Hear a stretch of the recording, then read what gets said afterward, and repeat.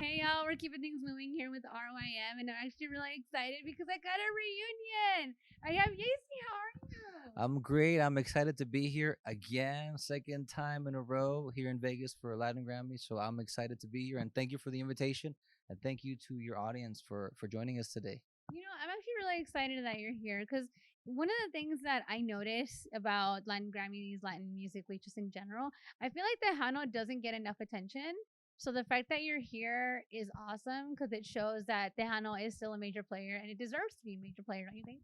I think so. I think it's important that not only the vintage Tejano artists, but the new Tejano artists, the emerging ones, come show up to these events because they have to support it, they have to promote it, they have to let the people know that it's still going and that there's new generation of Tejano artists coming along.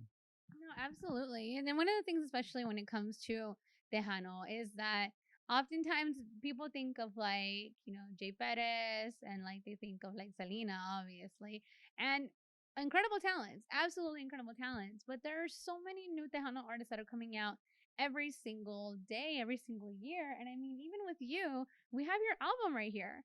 Like, check this out. And you're doing Tejano and you're killing at it. And it shows that, you know what, we're still here. So pay attention to us, right? Yes, this is my latest album. Well, it came out last year, Reminiscencias, and like you said, I try to do a mix because half of the album was produced by Gilbert Velasquez, the all-time Tejano producer, record for most Grammys in Texas, and the other half is done by El Plan, which is a new Tejano group. They won the Latin Grammy last year for best Tejano album. So I try to combine a little bit of the old school and some of the new stuff to give an option to the people, give a variety of what they can choose from. Would you say that in doing that, it actually helped expand your audience because you get to still show the old hardcore, brown sound people that have always been really into Tejano that, hey, we could still do the classic stuff while still showing the modern people that are more into, the more modern music, like, Corrido Tumbado, that kind of thing, but still show them that, hey, Tejano is still a really good thing to listen to. Would you say that you do that as an artist? Exactly, and that's what I try to do with the album. I try to have something for the people that like like you said, the brown sound, the old school classic Tejano, but also give the new people, the ones that want something different. There has to be an evolution to music because we can't say that sing and play the same stuff over and over. So I try to combine and give both of the people something to choose. If you like the newer stuff, the El Plan, they're from Monterrey, so they put a lot of that Monterrey sound, which works very well. And there's also for the people that like the old school, and I try to do both so that they can buy the album whether they like one or the other. And it's always a good thing, right? You got to make money too, right? We got to pay the bills. How are you going to make another album without the money, right? Exactly. Exactly. We're working on a new album actually, one for 2023. So we're right in that process too of getting the producers and again having that combination, that right mix. And I'm working on some surprise duets. I'm not gonna say who yet, Not but cool. You're really not going to tell me? Really? but I some, see how it is. but I can tell you this.